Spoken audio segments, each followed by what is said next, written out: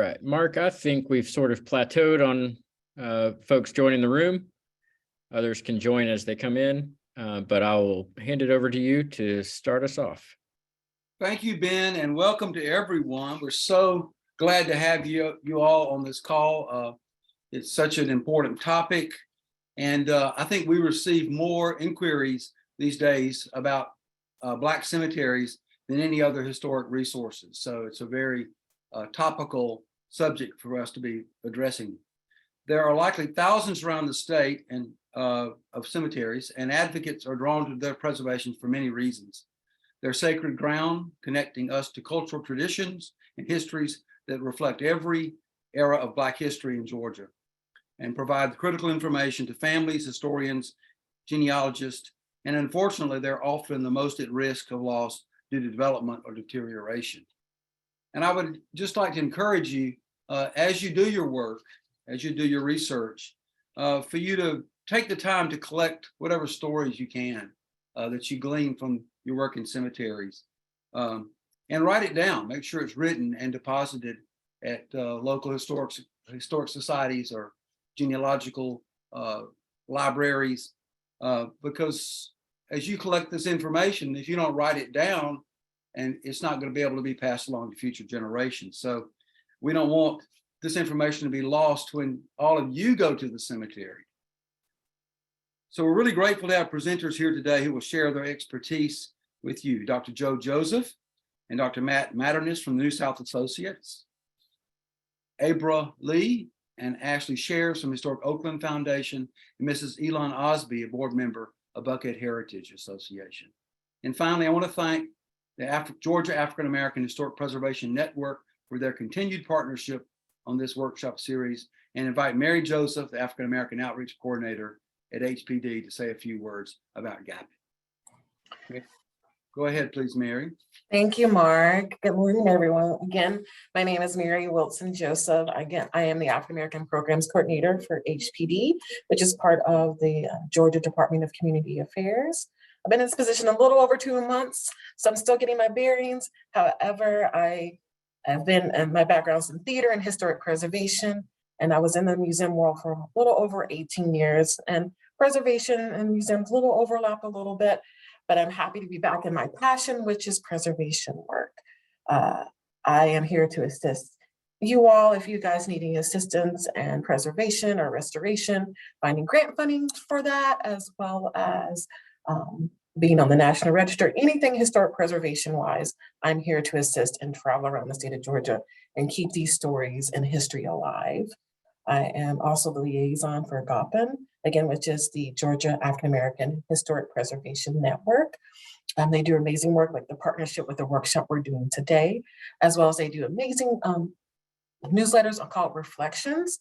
Being in this position for the past 2 months, I have read so many amazing articles that I didn't even know about working in the museum world about African American history in the state of Georgia, as well as please follow us on social media.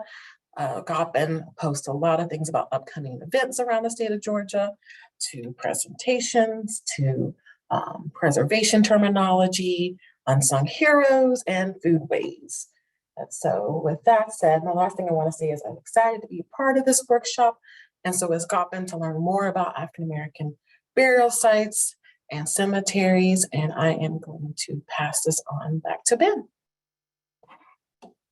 Thank you so much for those introductions. And like I said, glad to have so many folks with us this morning. If you've just joined, one last reminder to make sure you are on mute. And with that, I am going to give the floor to Dr. Joe Joseph and Dr. Matt Matternes, who are with New South Associates and are experts in the field of identifying burial sites and techniques and best practices for their preservation and identification. So I will hand it off to you all. Thank you so much for being here. Thank you, Ben. Let me turn on share screen.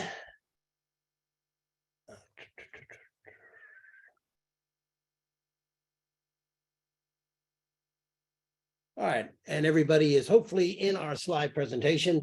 Matt and I are pleased to have this opportunity to talk about African American cemeteries and burial grounds. We consider these to be some of the most significant sites of the African-American past. There's a strong connection to West African traditions and cultures, and you'll see some evidence of that in the presentation we put together. African-American burial grounds are also spaces that can be claimed by African-Americans as their own, unlike other African-American spaces where it may be embedded in part of a larger landscape that includes elements that are not as significant to African-American culture. And as Mark said in his introduction, these are also some of the most threatened resources in the state of Georgia and frankly in the nation as a whole.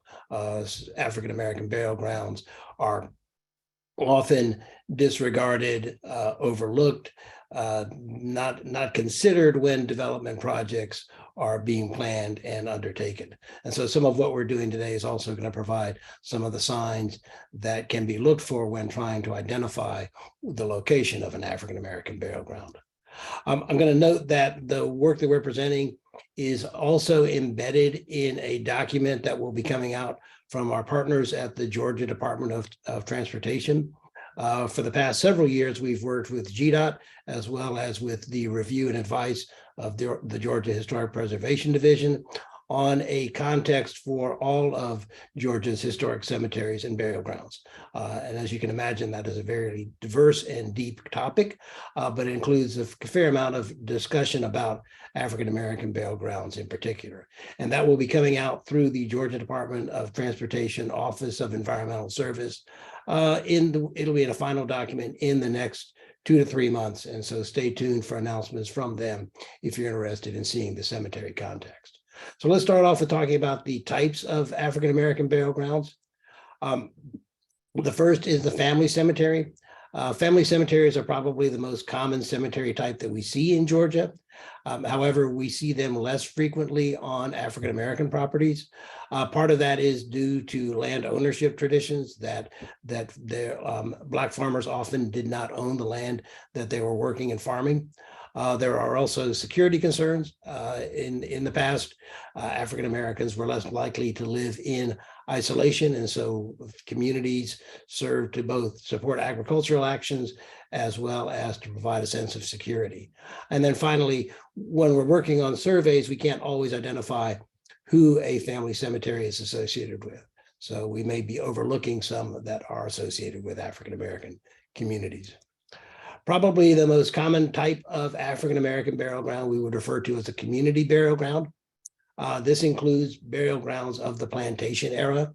And notably, we see that plantation era burial grounds are frequently used into the postbellum period. There's a very strong tradition in African-American culture of being buried with one's kin and community. And therefore, if a cemetery was in use on a plantation before the Civil War, then the members of that community that remained in the area would continue to use the same burial ground until alternative burial grounds were created. This is an example of sort of the layout of plantation cemeteries from a project that we did with GDOT in coastal Georgia near Darien, looking on Cathead Creek, looking at multiple rice plantations, and then the locations of the African-American burial grounds associated with those plantations. And what we see in the plantation era is that burial grounds are usually sited on sort of marginal landscapes, frequently wooded areas at the back of where the plantation fields might have been located. And in this instance, the Dunwoody and Ceylon Cemetery, the Ceylon Cemetery has been in use until relatively recently. So both of these cemeteries existed well beyond the plantation era. Church cemeteries are also seen, particularly after the Civil War. There are earlier white churches that allowed Black attendees and may have had Black sections of their cemeteries, although when we see that, we typically see them as segregated, separate locations within a church cemetery. Finally, there's also benevolent and commercial cemeteries. So in the postbellum era, and as well as some earlier examples, there were benevolent societies in which members paid shares, paid dues to be member of a burial society that would provide them with a dignified burial and a cemetery location when their time came to pass. This is an example in Atlanta. The Southview Cemetery, Fulton County, is a wonderful cemetery in South Atlanta. That is an early example of a benevolent society cemetery that then becomes a commercial cemetery. Municipal cemeteries were typically established on the outskirts of cities and towns. As we've gone through time, those outskirts have often expanded to encompass the locations of the cemeteries. So when we see cemeteries in town and city locations currently, it's important to recognize that those were probably the outskirts when the cemeteries were started. Urban municipal cemeteries are almost always segregated. Typically, we see separate areas for Black burial grounds that are separate from the white burial areas. And so while we tend to think of segregation as being a product of Jim Crow, we actually see it in the cemeteries going back into the early 1800s and late 1700s. And this is Laurel Grove Cemetery in Savannah as an example. Laurel Grove can actually be thought of as a Laurel Grove North and Laurel Grove South. There was a white section of the cemetery and then a subsequent addition of a separate colored section of Laurel Grove. Notable on Laurel Grove is that there's also a stranger's burial ground. And as we look at African-American burial traditions, we recognize, again, that importance of family and kin and community. And so if someone happened to be visiting the area who was not related to the community that used that burial ground, then they would be buried separate from all of the other burials within the cemetery. So let's talk a little bit about what can be looked at for the identifying features of African-American burial grounds. So the first is the location and setting.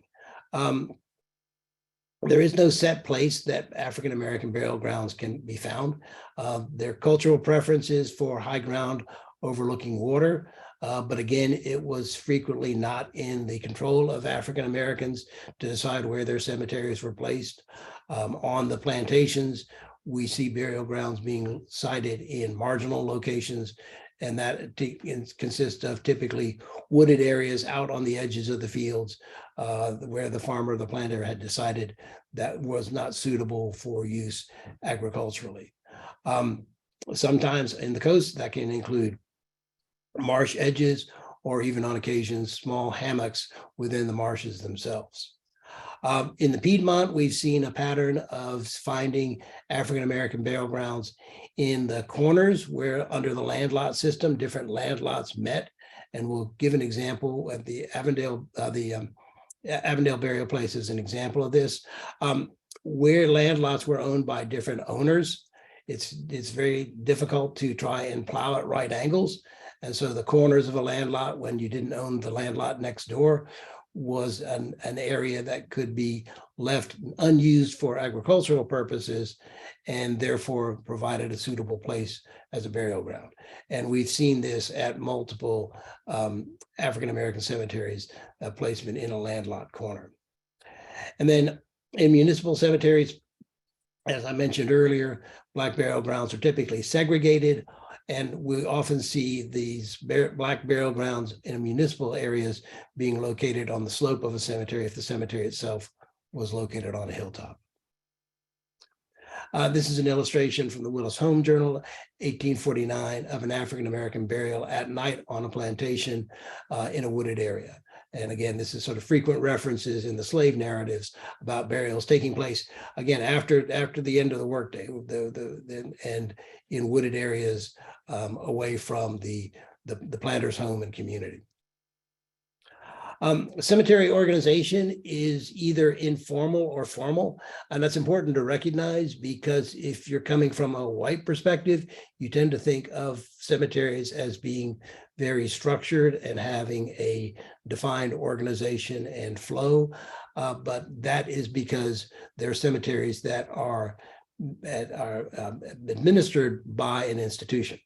So in a church, a city, a corporate cemetery, There is a governing organization that is in charge of the landscape and how it is being used. That means a formal organization, and therefore the cemetery has a much more formal organization and layout. In informal cemeteries, decisions on where to bury are made by the individuals themselves. And as a result, the landscape is much more organic without the strict rows and spacing. There are various patterns of formal organization. And again, we'll talk about these at length in the burial ground context. But in informal organization, family is the key theme. And what we see are family burials occurring within a plot with various plots organized. Sometimes there are broad spaces between one family's plots and another because of the unknown of how long different family members may live and how many burial spaces might be needed. This is a family plot at the Old School Cemetery in Washington. The monuments are all later that were installed by community members to mark the locations where burials were present. Notably, within this plot, you'll notice that the surface itself is kept clear. It's scraped and swept. When Matt and I first went out on the Old School Cemetery, we noticed that there were all these ridge lines on the edges of the family plots, and we were trying to figure out what they were, and then ultimately realized that they were evidence of the family members, community members maintaining those cemetery plots. And that is part of the African American burial tradition, is that there's a connection between the living and the dead, and the descendants are expected to maintain the burial places of their ancestors and show respect to those burial places. And so sweeping and cleaning the family plots was one way to do this. And at Old School, we see we can actually define where different plots were, even if we didn't have the monuments, strictly by where the ridge lines were from those plots being swept and cleaned. Plantings are very important in African American cemeteries. Just a quick overview of the types of plants that we've seen, where there's a preference for white flowering plants such as yucca, and we'll hear more about this from Ashley and Abra later in the session. So let's talk about monuments and markers. There you'll hear references to African American cemeteries containing unmarked graves, and that technically is incorrect. Marked graves were not marked with permanent materials. So we see in African American cemeteries the use of a variety of marking materials, including materials such as wood that simply do not survive the passage of time. So the graves themselves were marked. They were simply not permanently marked. They were not marked with materials that survive into the present. And so I think this is one of the great challenges of identifying African American burial grounds, is these unmarked graves and people being used to having formally marked burials and therefore disregarding the presence of burials that do not have formal tombstones and monuments. And we've seen this working with developers on projects that our firm has done, where we've identified African American burial grounds and pointed to grave locations and had a developer look at it and say, oh, there's no grave there. There's no marker. Why are you saying that's a grave? So this is a challenge. The wooden markers were used frequently in the past. The photograph on the right is from the Library of Congress. It's Cyrus Bowen, who is a noted folk art carver who made wooden monuments in coastal Georgia. And then to the left is a surviving anthropomorphic wooden marker, also in coastal Georgia. Again, wooden markers simply would not survive the passage of time. So we do not see those much at all in the current day. What we see as the sort of modern equivalent of the folk art wooden markers are concrete. And these are various forms of sort of folk art decorated concrete markers that Matt has come across in his work with African American burial grounds. You'll see the different forms of decoration, the inscriptions, the hand print on the marker to the upper left with a piece of glass installed in it, potentially personal items associated with the marker on the lower left, etc.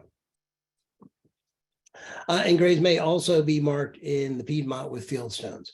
So again, when you're out trying to identify a burial ground, you don't have formal markers. You should be looking at the locations of stones.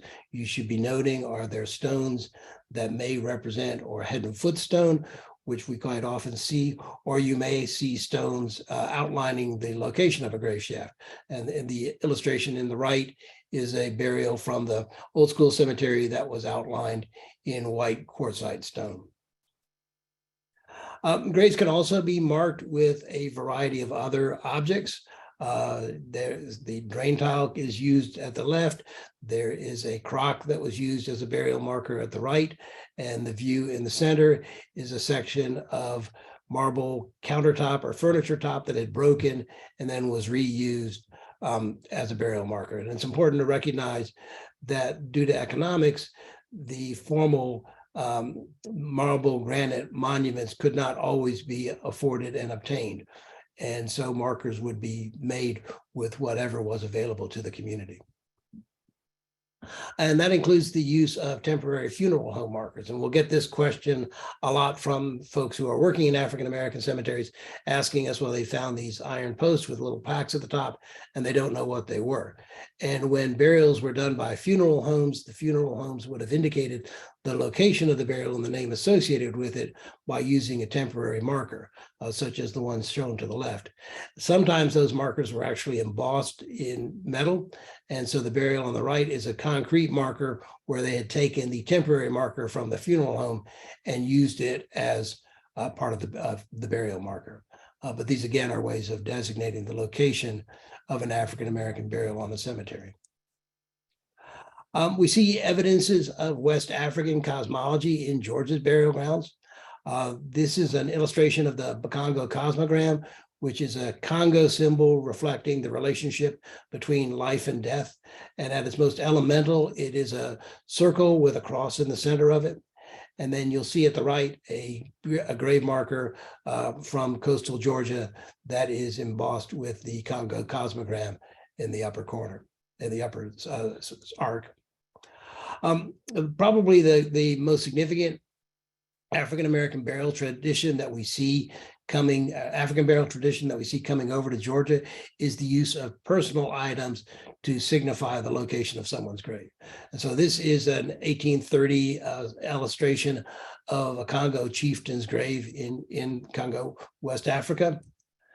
And this is a 1934 National Geographic photograph of burial offerings at the Behavior Cemetery on Sapelo. Burial offerings were commonly the personal items associated with an individual after they passed. They were used to provide that individual's spirit with the things that they would need when they went into the afterworld. And unfortunately, they're not recognized as being part of the burial itself. And so sometimes are destroyed or removed. And when Matt and I worked on one cemetery, we came out, we met with the local historical society that we were working with. We sort of got a look at the cemetery grounds, and as an African-American cemetery that had been heavily overgrown, they had come in, they had cleaned out all the overgrowth so that we could start to work on identifying the cemetery itself. And they advised us that there had been lots of bottles and broken pottery all over the place, and they had done a good job and picked it all up and thrown it all away.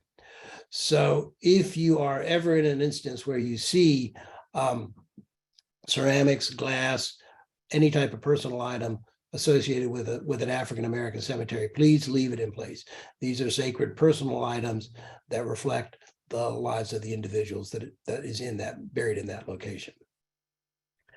And another thing that we see used as a sort of memorial to African-American burial grounds is the use of shell. And these are conch shells that signify the connections between the spirit and water, as well as the importance of water in the African transition to America. And these are on a cemetery in Macon, so not on the coast. Another burial tradition that we see is the use of shimmering colors. Shimmering light is believed to ward off evil spirits, and then also to promote the passage of the departed into the afterlife. And so this is a tablet at the old school cemetery that was painted silver. So let's talk about how do you go about identifying the locations of African-American burials. So I'm assuming that you may be looking for, you may believe you have a cemetery, you're maybe trying to find where a cemetery is. What do you do to go about and look for cemeteries? What are the ways that you can identify graves that are not permanently marked? One of the first is from surface indications. So you see in the image on the left, that's a grave location. It has been marked with a later marker, but you can see that the grass has a different height and color over the location of the grave shaft itself. The soil conditions are different. There's a different drainage. And so sometimes you can actually see on the surface of a cemetery the locations of unmarked graves. In the center, you'll see a depression. It is not at all uncommon that when the coffin collapses and the soil in the grave shaft will slump. And so that will leave a depression indicating where the grave shaft is present. And then finally, archaeologically, when we're looking to identify and verify the locations of cemetery, you'll see a change in the soil color and texture. And so when a grave is excavated, the soil in that location is displaced. It is then used to backfill the grave location. And so as archaeologists, we can clean off that surface and identify the outline through the changes in the color and content of the soil of where the grave shaft was. You can also have success in identifying burial locations using historic aerials. So again, if you know that you are connected to a family, a community cemetery in a location, but you're not certain where the area is, go to various online sources for aerial photographs and look for wooded areas. And so these are the two locations, the Dunwoody Cemetery and the Avondale Burial Place, and both of which were agricultural fields, but then you note that there's wooded areas on the edge of landscapes that are otherwise agricultural. And so this means that the people that were using the land agriculturally were avoiding using those wooded areas for agriculture. And again, you'll see in the land lot lines are fairly clear on the aerial to your right, the Avondale Burial Place. So you can see that that is a land lot corner that was simply avoided in the field rotation and then used as a burial ground. Other techniques for identifying where unmarked, not permanently marked graves are located include ground penetrating radar and gradiometer magnetometer. GPR is a technique that sends radar waves into the ground and then measures the time that it takes the radar wave to transit through the ground and return. The location of a grave shaft is going to be disturbed and looser soil than the surrounding soil. And so the radar will travel a greater depth. And if it hits a coffin or hard surface at the bottom of the shaft, then it will issue a stronger reflection. Magnetometer picks up grave shafts, but primarily picks up the metallic objects and metal surfaces. And so they're very useful for identifying where graves may be. And the beauty of the magnetometer is that you can cover a large area fairly quickly. You will not get as great a resolution of where the shafts are because you're only picking up readings from the magnetic signature, but it can help identify grave shaft locations. One of the technologies that we've worked with on multiple occasions is human remains detection dogs. Matter of fact, we have a project going on now in Florida where we're working with a human remains detection dog teams. And you're probably aware of cadaver dogs, search and rescue dogs, who are able to identify the locations of human remains via scent. But at the highest level of training, detection dogs can actually pick up the scent of buried human remains. And so the human remains detection dogs are great if you have a burial location, you're fairly confident you know the location, but you don't know the extent of the cemetery. The dogs can be used to go out and survey a location. And the wonderful thing about the dogs is if they're not picking up the scent, they won't go any farther. So we use them on the Avondale Burial Place, working with Alpha Team Search and Rescue. Even though we knew where the cemetery was, we wanted to see, did we have the full limits? Did it extend into the woods at all? Did we need to go any further? And Alpha Team brought out their dogs, and the dogs will mark where they pick up the scent of a burial in various formats. They may sit and bark, they may lie down on the location. They're not going to mark graves exactly to the location, but they'll give you a general indication that they've identified the scent of human remains in an area, and so that you can know that that is a location to be focused on in your efforts. And then finally, we use probing and soil penetrometer to identify grave shaft locations. So again, as we've just talked about it, when a burial is excavated, a grave shaft, the ground is disturbed, and therefore it is not as compact as the soil around it.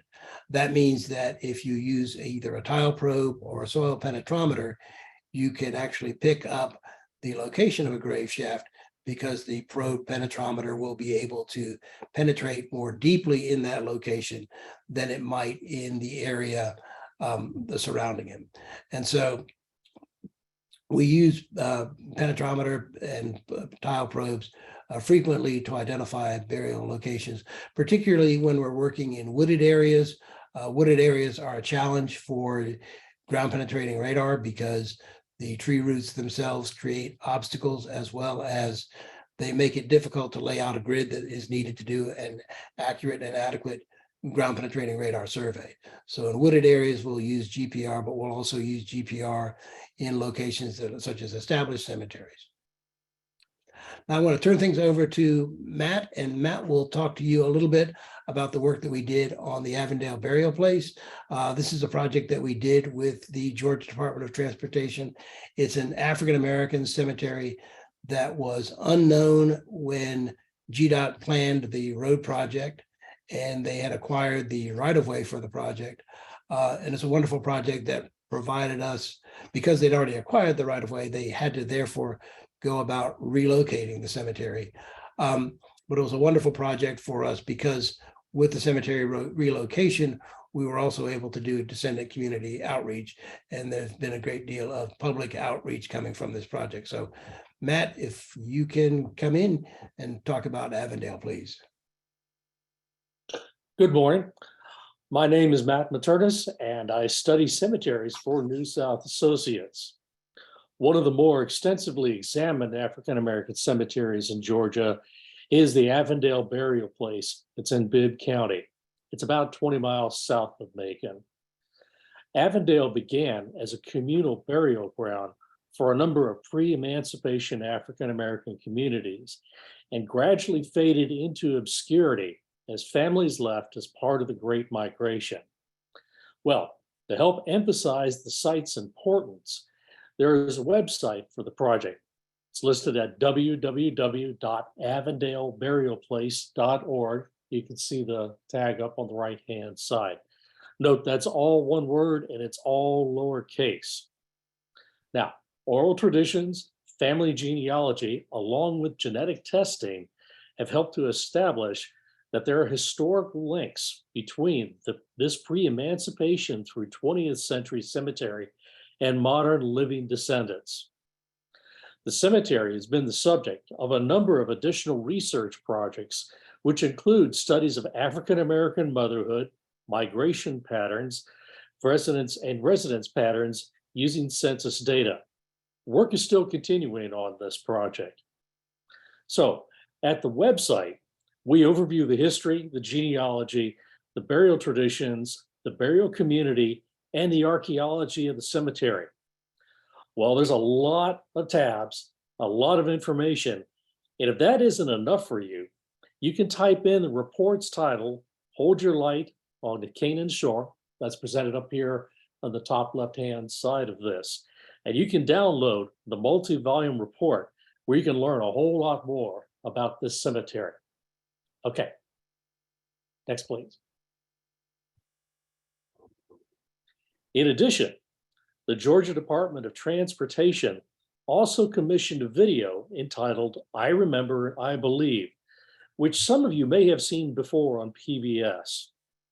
You'll meet the family, the community, the historians, and the archaeologists, and learn what happens when a cemetery, or when a community and social scientists collaborate to uncover a community that has long since faded away. The potential of African-American cemeteries as important cultural resources should be abundantly clear in this video. The video is about 30 minutes long, and it's viewable either through the website or on YouTube. If you go to YouTube, which I recommend as being the better way of going at this, you can find it on the YouTube's archaeology channel, on Vimeo, or simply by typing in "I remember, I believe" the documentary. Well, thank you, and I hope you have a great day. And if you haven't seen I Remember, I Believe, I strongly encourage you to go out and view it. It was one of the greatest experiences of my life, was that we were able, through the work that we did, as well as genealogical research done by Sharman Southall, who's one of our participants in the session this morning, that we were able to identify a descendant community tracing their ancestry to that area, and family members on two sisters from associated plantations. And Skip Mason is a part of the family that did the research, their genealogy. We were able to actually host the family on a visitation to the Avondale burial plots while excavations were in progress. We were able to talk to them about what we were seeing archaeologically, what we were discovering about the individuals buried in the cemetery and the lives that they lived. And then we were also received DNA samples from several of the family members, and we've confirmed that there are indeed associations, genealogical associations, genetic associations between those individuals, between the descendant family and the individuals buried in the cemetery. And I think this is one of the great challenges for many African Americans, is trying to identify the locations of the burying grounds of their ancestors. And so it was a privilege on Avondale to actually be able to work with the genealogists, the descendant community, and get their input on the work that we were doing and their search for history and their presence. I've put up on this slide a couple of different resources for your consideration. The first is the Georgia Historic Preservation Division. As Mary Joseph noted at the start, if you are looking at potential grant funding sources, if you're looking for just general guidance on what are the laws and regulations regarding a cemetery that you may be aware of, the HPD is your point of contact. So please go to them for that information. I'm a past president of the Society for Historical Archaeology, and one of my efforts during my tenure was to establish a working group on abandoned burial grounds. And so the SHA on its website has an abandoned burial grounds page, which is a resource page that's available to the public. And it includes our recommendations for what to do if you're aware of an African-American cemetery. What are the resources for treating it? We have a page that links all of the burial laws nationwide so that community members can be aware of what the laws are in their state, and recommendations for how to go about managing and recording a burial ground. Georgia is fortunate that it has a strong burial law. The challenge with abandoned burial grounds is getting some sort of recognition, getting some sort of record that a burial ground is present, because the burial law only applies when there's someone in a community calling out the potential that there is a burial ground present that needs to be taken into consideration. So again, I encourage those of you that are working with burial grounds, with the preservation of burial grounds, to visit the SHA page and look at the various recommendations that we made. Those include things like recording a burial ground as an archaeological site. So if anyone has a burial ground in Georgia that they would like to get recorded, let us know, and we'll do that at no cost. I always think it is useful when you're in correspondence about a burial ground to have something official as part of that correspondence. And so if you're representing an abandoned burial ground, then you're trying to communicate with the local county government deed office about the presence of a burial ground, being able to refer to a burial ground and then give it an archaeological site number indicating that it's been recorded, gives more weight to your communication than if you're just simply saying that there's a burial ground present in this location. There are two different national efforts to recognize and bring consideration to African-American burial grounds and their resources. The Black Cemetery Network is out of University of South Florida in Tampa. If you go do a Google search on the reporter Paul Guzzo, he's done a fantastic job of identifying a network of abandoned Black burial grounds in the Tampa area. And these are African-American cemeteries that were known and simply have been disregarded and then built over with the passage of time. And the Black Cemetery Network, through Dr. Jackson at the University of South Florida, has used that work sort of as a launching ground to providing a number of different resources for the recognition and documentation and the treatment of Black cemeteries. And then there's also another organization, Preservation of African American Cemeteries Incorporated, that can provide guidance on what to do if you have an abandoned African American cemetery, if you have a cemetery that's not abandoned and you're looking for sources of how do you go about treating it. I'll sort of close with a very important recent action, and that is that as part of the omnibus bill passed at the end of last year, the African American Burial Grounds Preservation Act was passed. And so the Burial Grounds Preservation Act empowers the National Park Service to provide grant funding and other technical support for the preservation and recognition of African American burial grounds. It's a bill that was introduced when I was the SHA president. It came about from meetings that we had with the Historic Black Caucus talking about the plight of Black cemeteries. It includes a $3 million per year appropriation for preservation actions.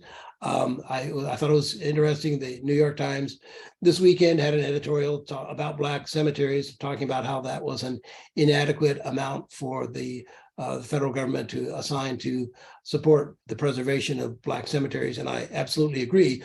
But when the bill was introduced in 2016, we were actually told don't include any funding at all, or you don't have any chance under this Congress. And it was only with the election of President Biden and the Democratic Congress that we were able to include some funding in the preservation bill. However, that is money that is authorized by the act. It is not money that has been appropriated. And so Congress will be working in the next month or two on appropriations. So please take action and reach out to your congressional delegates and ask them to urge them to provide full funding of the African American Burial Grounds Preservation Act in the bills, in this year's budget, so that money will become available. My understanding is that the National Park Service does not want to be the grant fund administrator. And so what I've been told is that it is likely that the funding, when it is available, will be run through the National Trust for Historic Preservation's African American Heritage Action Fund, which I think is a wonderful resource and a great way to allocate the money that's coming through this program. The National Trust has been doing an excellent job of raising funding for the African American Heritage Fund. And so I'm hopeful that they may actually be able to even find donors and foundations that would be willing to match and supplement what the federal government is putting in so that we can apply more money to African American burial grounds. If you're associated with an African American burial ground and you're looking for funding, again, HPD has funding sources, and you'll hear more today about how, as a community, you can be involved in generating funding for the restoration and preservation of your cemetery. So I'm going to stop my screen share and turn the mic back to Ben. And I thank you for your time. Absolutely. Thank you all so much, Joe and Matt. If we've got a few minutes, so if anybody has specific questions about this presentation, please feel free to drop them into the chat, and I will moderate that. I have a question to start, and either one of you can field it, but you all as a private company are frequently working on these projects, as you mentioned, with a state organization like the Department of Transportation and something like that. But how frequently do you work with, a private group of whether they be volunteers or a church or anything like that? Is that common for you all? Yeah, Matt can speak to this, but yes, we do a lot of work with churches, foundations, local government. So Matt, you want to address that? Our bread and butter really is not doing the relocation part of it, but in finding, identifying, and delineating cemeteries. And we work, I would say maybe even half of the amount of work we do with this are not in state or federal regulated types of situations. We work with private individuals, we work with development firms, with churches. I think it runs the whole gamut of what's out there. It's kind of amazing all the different people that run into cemeteries and they need to know where something is out there. And well, we're out there to try to help everybody out. Wonderful. Ben, can you hear yes. me? This is Mark. So I'm sure a lot of people would like to know, because I get asked all the time about what laws there are in Georgia that protect cemeteries. And I'm embarrassed to say that all I know to tell them is that there is a state law that says if you have a cemetery, a private cemetery or family cemetery on your property, you've got to allow family members access to that from time to time at reasonable times. Joe and Matt, do y'all know of anything else that people need to know about the laws of the state of Georgia and how it relates to protecting all cemeteries? There is a Cemetery Preservation Act that's out there on the books, and it's designed to protect all types of cemeteries that are out there, everything from Native American all the way up to African American, white cemeteries, and any other groups that might be there. In terms of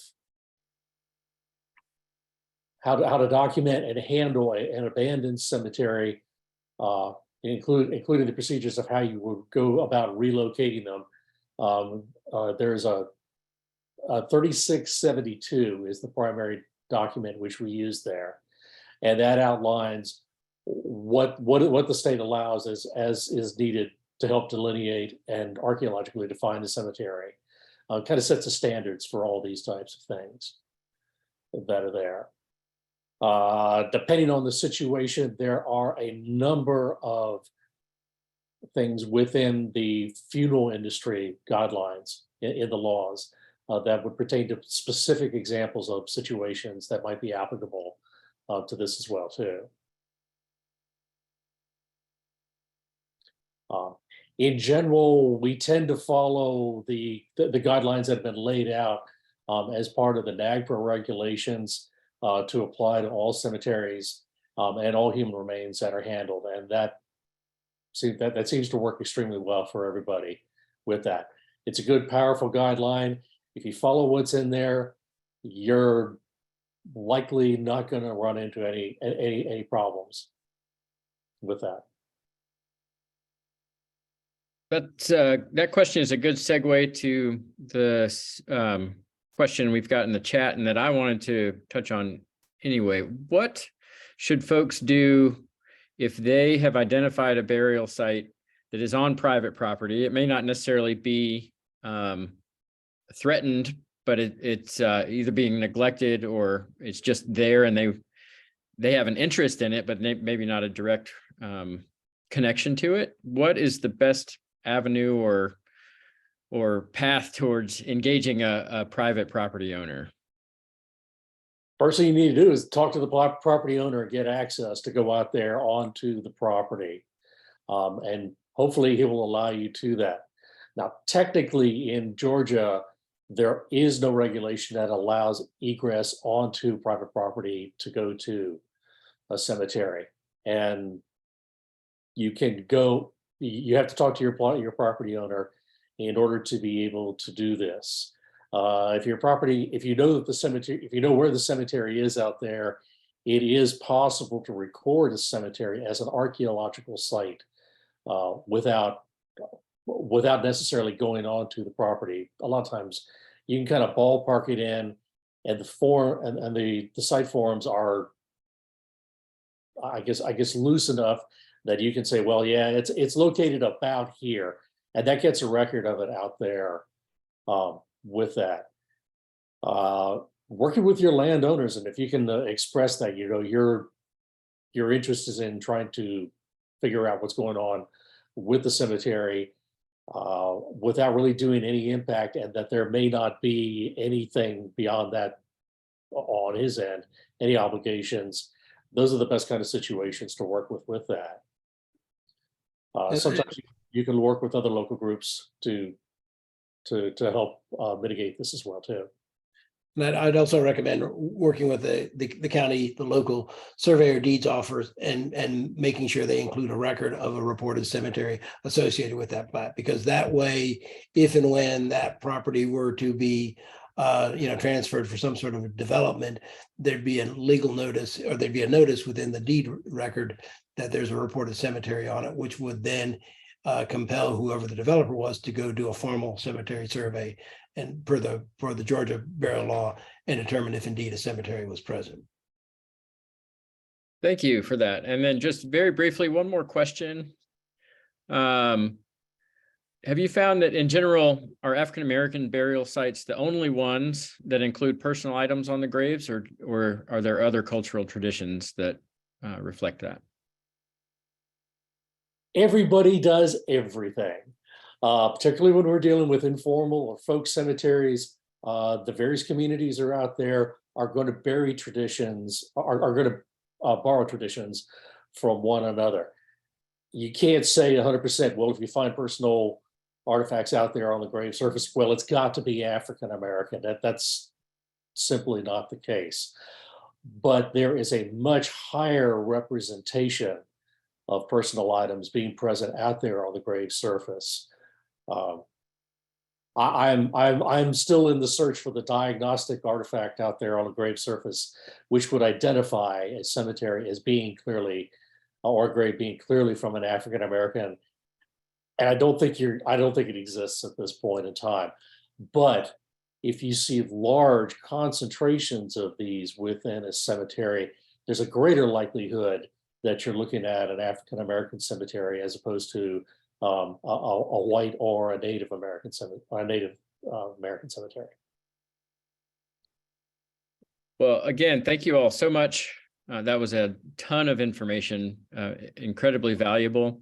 And just as a reminder for participants, all of the resources that were referenced will be shared with you all in a follow-up email, along with a recording of the presentation. So thank Joe and Matt, thank you so much. I hope you'll be able to stick around, and we'll now transition to our next experts in the field. So I'm excited to have from the Historic Oakland Foundation. Those of you all that are familiar with Atlanta likely know Oakland Cemetery. The nonprofit arm of that cemetery group that sort of runs and manages it day to day is the Historic Oakland Foundation. And I'm excited today to have the Director of Horticulture, Abra Lee, and the Director of Preservation, Ashley Shares, to present to us about some of the work they've done at Oakland, but also generally their expertise around landscapes and monuments in African-American burial grounds. So Abra, I will turn it over to you, and thanks again for being here. Thank you, Ben. Thank you for having me, and I'm very excited to be with y'all today. I've never been a part of this group. I started at Oakland Cemetery as a Director of Horticulture in January of 2023, so I haven't even been there too much yet. And certainly thank you to my colleague, Ashley Shares, for inviting me to participate with y'all today, you and Ben and the rest of the group. So a little bit about me, because I know y'all don't know me, but I, as Ben mentioned, I am the Director of Horticulture at Historic Oakland Cemetery. My background is in public horticulture, most noticeably through airports. I was a landscape manager for Hartsfield-Jackson Atlanta International Airport for about 5 years, and also at Bush Airport in Houston, Texas. And I went on to work in the world of public horticulture. I'm a graduate of Auburn University College of Ag, and also a member of the Longwood Garden Society of Fellows. And my work, my personal work outside of Oakland, looks to explore the folklore history and the art of horticulture. And some of the research and writing I've done has been featured in a few publications listed here. And my big, I guess, one of the big things when people say, well, what do you feel like you want to do at Oakland? I certainly see Oakland as the people's garden. And what I mean by that is that this is a garden that really encompasses the story of America, the story of the South, with the affluent section of the garden, the Jewish section, the Black section, the Confederate section. It is also a garden that is half a mile from the King home and half a mile from the state capital of Georgia. And it is a garden whose visitorship is everyone from the affluent to the homeless. So I deeply believe that Oakland, a place that is open 365 days a year, a public park, this Victorian garden cemetery, is the people's garden. And with that, I want to show y'all some of the inspiration and aspiration and what I believe are lost recipes from cemeteries that I would like to see, hopefully, us bring back through some of the restoration that we're doing in the African-American grounds there.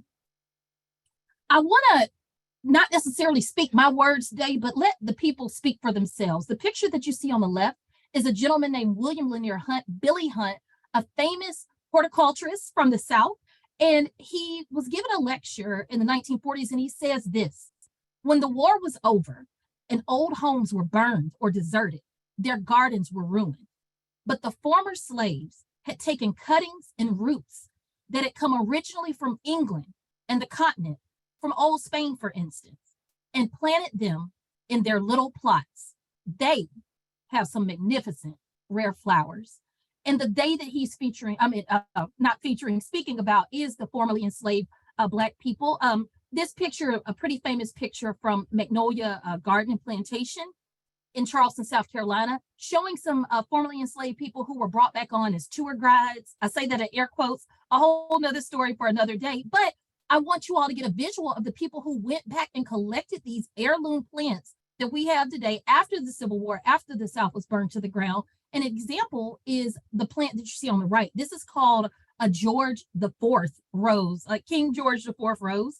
It was lost for many years, and it was rediscovered by a woman named Mrs. Walter C. White in an old Black cemetery in Statesburg, South Carolina. Beautiful, beautiful rose, beautiful color. And I want to speak to the informal, the rural, and then I'll get to the formal, the grandeur vision of what a Black cemetery could have been and maybe will still be at Oakland. This is an image from a book called The Passing On Party, written by a Kansas author in the 1930s named Effie Graham. Now, this is an allegedly fictitious book. I say fictitious in air quotes because, y'all, I have seen this garden in rural Barnesville, Georgia, where my family's from. There's nothing fake about this illustration here, but the book is called The Passing On Party because it is about a night watch. Someone's passing on. And the author, Effie Graham, goes on to describe the woman that you see in the picture, Aunt June, and her husband, Unc Junk's area is this. She says this: for the fence soothed the yard.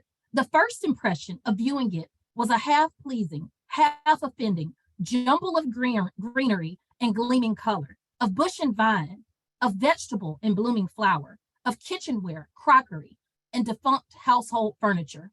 A marvelous mixture it was of African jungle, city park, and town dump.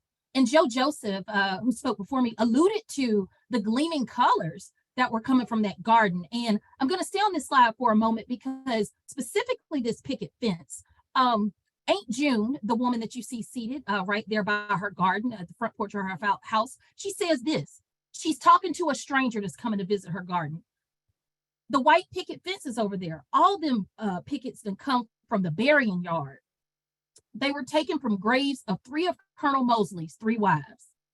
And the stranger says back to her, it seems like them little jump ups, meaning pansies, sure do enjoy themselves, crowding each other out around that old baby carriage, Aunt June.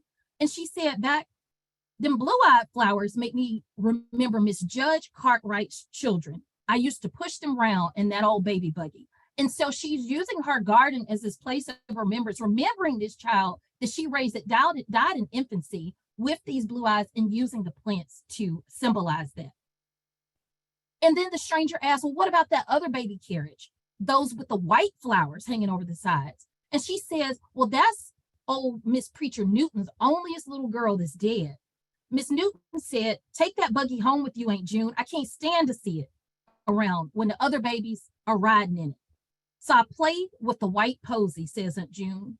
They just budded good. And when Miss Newton came here on Memorial Day, she looked hard at them little buds and said, don't pull those poor little things, Aunt June. They'd be scared out in the cemetery all alone. Keep them till they bloom out full and give them to some child that's poor.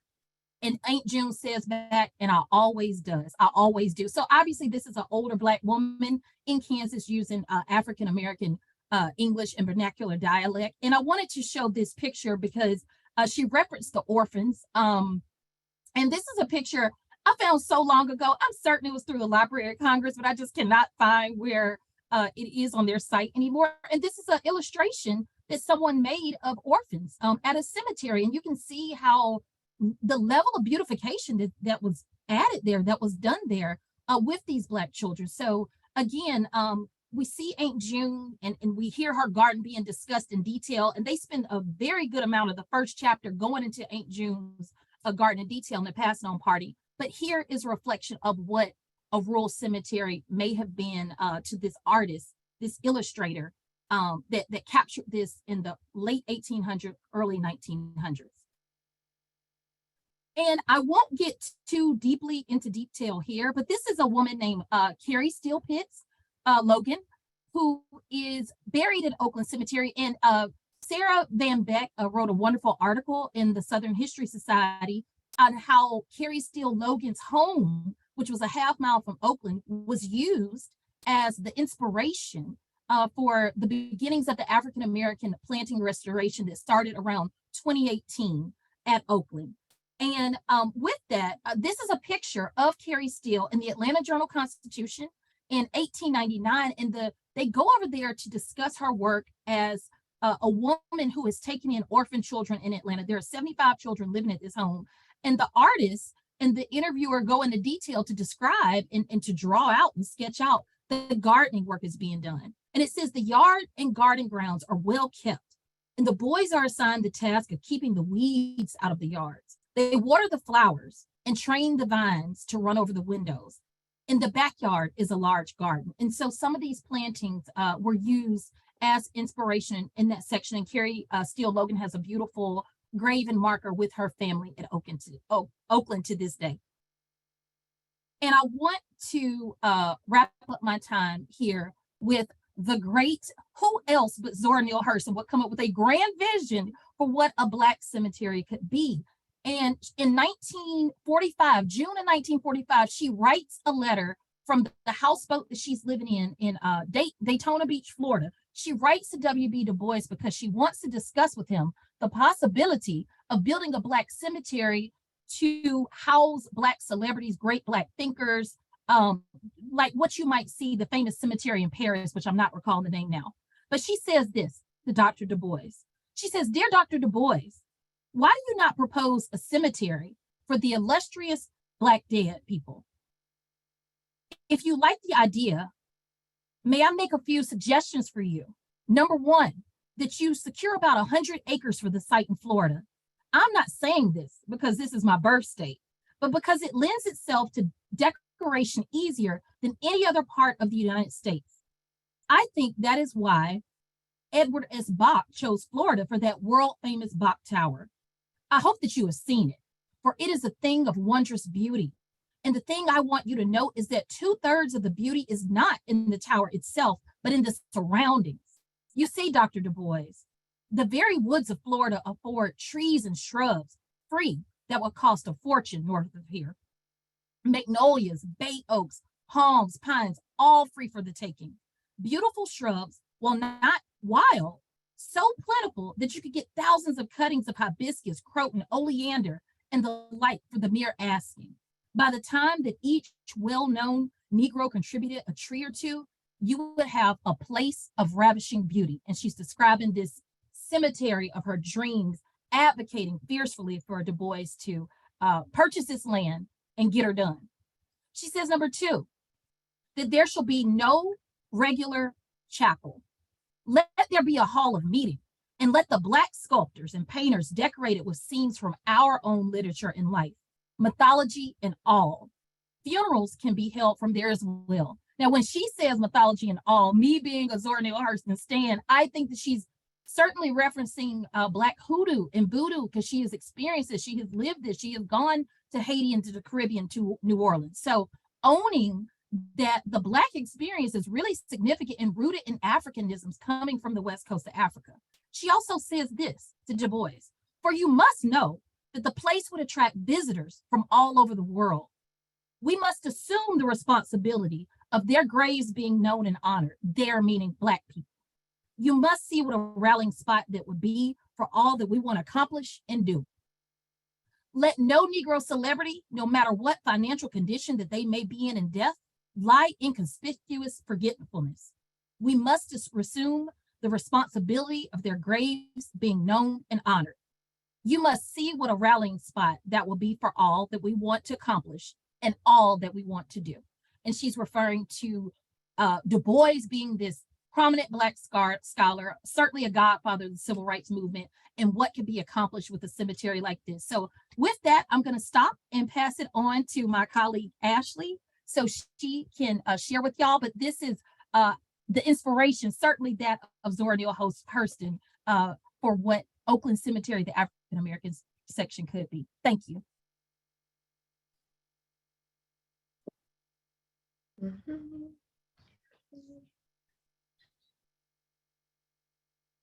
All right, can everybody? Okay, can everybody see my screen okay? Yes, we can. Okay, awesome. I'm using a computer I've never used before. So just a little bit about myself. I'm the director of preservation at Oakland Cemetery. I've been there for a little over 8 years. I also work as a consultant and conservator at several other cemeteries in Atlanta, Georgia, and Alabama.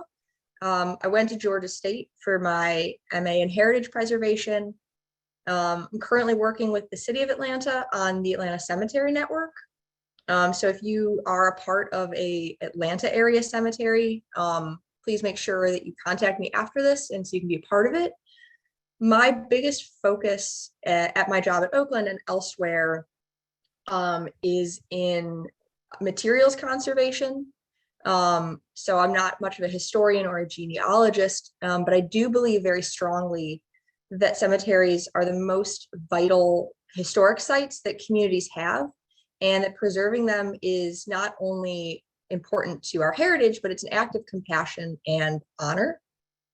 So that's one of the guiding principles in all of my work. So I'm going to try to keep this presentation as practical as possible so you get some actionable advice. But there are some overarching themes that I think are important to keep in mind as you do any sort of preservation work, but especially in cemeteries. And the first of these is that you never make decisions based upon your own assumptions. You can't assume that you have all the answers.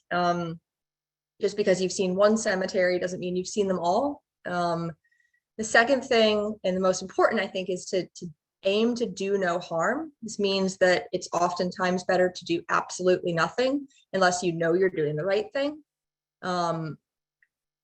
Always engaging relevant stakeholders in major decisions. So stakeholders is just this blanket term for descendants, congregation members, community members, anyone who is intimately and emotionally tied to the site that you're working on.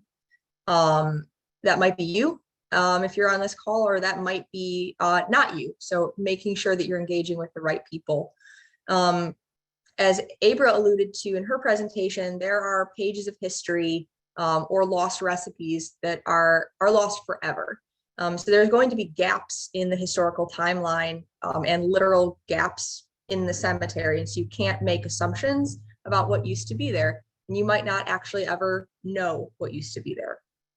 So that gets me to the last point, which is learning to balance doing what we call by the book preservation and gardening, balancing that with restorative justice. So, doing by the book preservation means following the Secretary of the Interior standards and making sure that everything that you do makes the cemetery look exactly like it did in its historical period of relevance.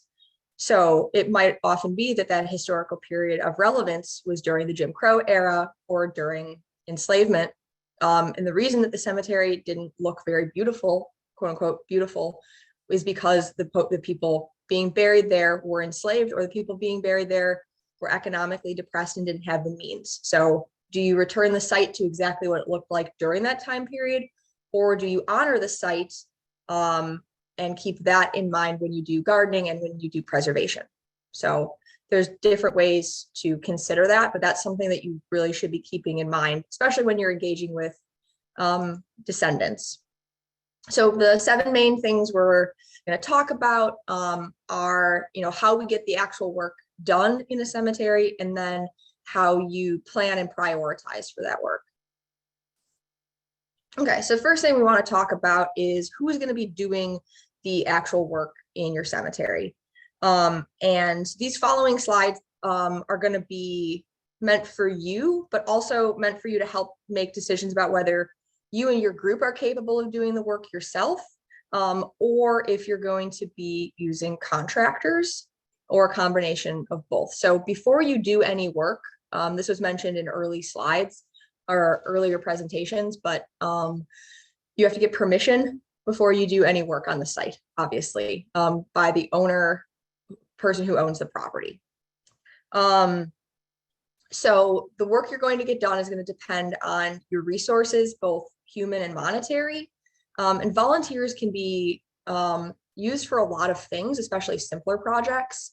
So the individuals in this photo are Oakland volunteers who've gone through a couple different trainings in order to work with me on site.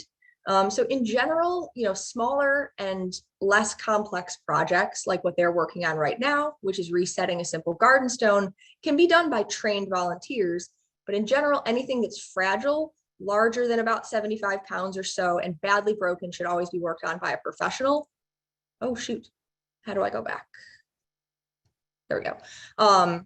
So this stone, we have to use a crane for it. Probably not something you want to have volunteers doing. Okay, so when you're choosing a contractor, you want to make sure your contractor is qualified for the work. So it's always important to see examples of their past work and ask for references, making sure that they're suited for the task. Okay, so this was talked about a little bit before, so I won't get too deep into it, but once you have permission to work on the site, you need to identify where the actual grave markers are. And this was already talked about, so I'm gonna not spend too much time harping on it, but I'm gonna show you some photos of headstones. Now, when you picture a headstone in your mind, right, everyone get that image in their head. So after you have that image, erase it.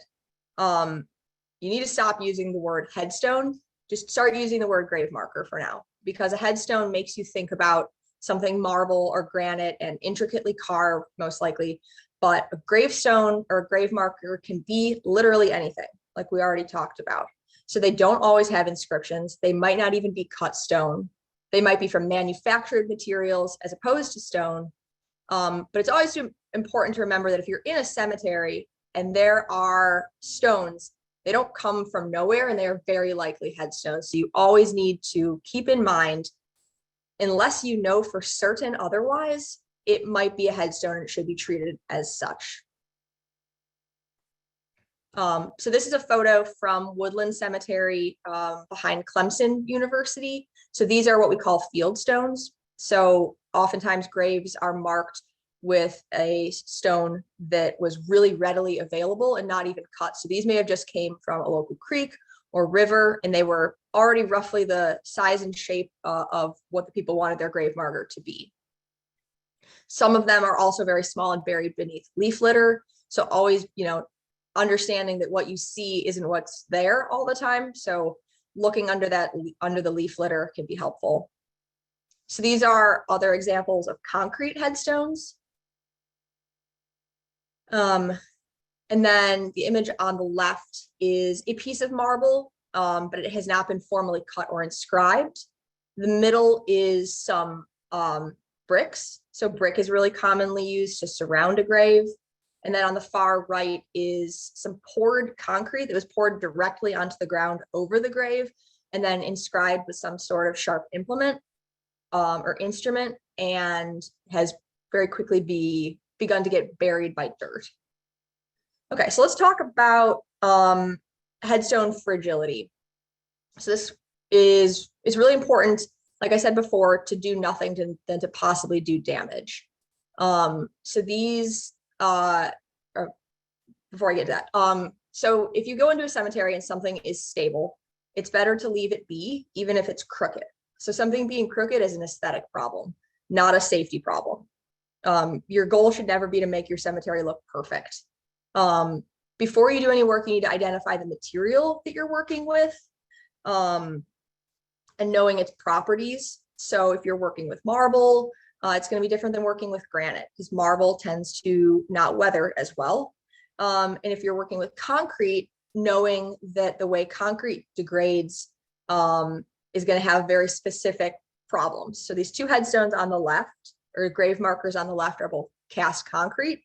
So you notice that there is a separation between where the nameplate is and where the backing stone is. So the way that these headstones were constructed was in two parts. So understanding that the brown portion, which used to be gray, the brown portion was poured first, and then the white portion was poured on top of it later. So having two formation periods creates a gap in the material, which allows water intrusion over time. And you can also see the one on the right has an iron rod in it. Iron rusts over time, and as it rusts, it expands and breaks the stone. So understanding your material is really important, so you know how best to approach your project. In general, follow these guidelines. Know your strength and use the proper equipment for the size of stone you have. If you try to lift something that's too heavy, you might break it and hurt yourself. Assess the stone before you even put your shovel in the ground. Dig the whole thing out before you attempt to remove it, and don't do anything except pull it straight out of the ground. Wrenching something and trying to wrestle it out of the ground will often cause it to break. So most cemeteries that I've ever worked in, there's going to be misplaced gravestones or fragments. This is a tricky topic, and I'll be honest, there isn't always a straightforward answer. So these are just some general guidelines to keep in mind. Is it misplaced, or has it just fallen over? You know, often the top of the headstone is out of the ground, but the bottom is still in the ground. So probing around the general area can help you find the bottom of it, because usually fragments don't go very far. The top photo shows you that headstone's been broken for a long time. The fragments haven't gone anywhere. They're not going to go anywhere unless somebody picks them up and moves them. If you have cemetery records, this can help you find where a headstone belongs. If you have plat maps or plot maps, a lot of cemeteries, especially family cemeteries, you aren't going to have that though. So using some clues. So the headstones on the bottom those are actually footstones, and they have initials on them. So those are going to correspond with a headstone that has those initials as well. And it's going to probably be of the same material. Now, when you really can't find out where a headstone or a footstone or any other grave marker actually belongs, you need to develop a plan for these misplaced grave markers. And engaging with the family or the community or the congregation, their decision on this is going to be most important. So do you store the fragments in some sort of display somewhere? Do you put them all in one location, maybe next to a plaque? Whatever you do, it's important to get the family or congregation's ideas on this. I worked in a cemetery in Smyrna called Zion Cemetery a few years ago. There were several occasions of these concrete headstones, the one you see at the top, being fallen on the ground and tilted completely the wrong way. Unfortunately, some very, very elderly members from the congregation were still around, and I asked them, I don't know which direction this is even supposed to face in. So you guys need to help me make a decision. How do you want them set back up? And they told me they wanted them all facing, I believe, east instead of west. And I was like, cool, these are your family members. You know, when in doubt, if there is no answer, your answer is final. Okay, let's talk about broken headstones. So the thinner, more fragile grave markers, like the ones you see on the right, these are going to be the most easy to break, either concrete or marble. Granite usually doesn't break very, very fortunately. The severity of the break and why the headstone broke in the first place is going to determine your best approach for the repair. You know, are the edges really clean, or has it been broken for a long time and the edges are weathered?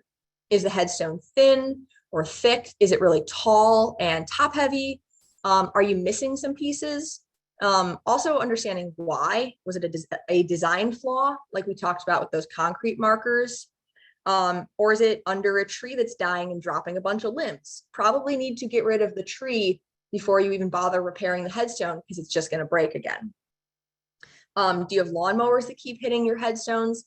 Probably need to make sure that you either plant some ground cover that doesn't need to get cut, or you make sure you have a better trained landscaper to not keep hitting the headstones. Is vandalism a problem? I know vandalism is a problem sometimes at Oakland.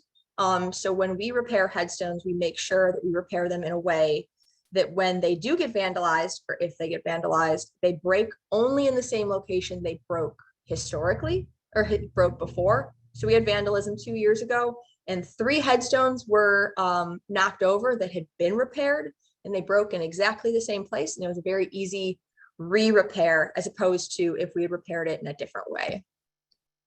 So your best case scenario is you have all the pieces and they fit really cleanly together. In general, no matter how complicated the repair is, it should be reversible, like I talked about, and without doing damage to the historic material.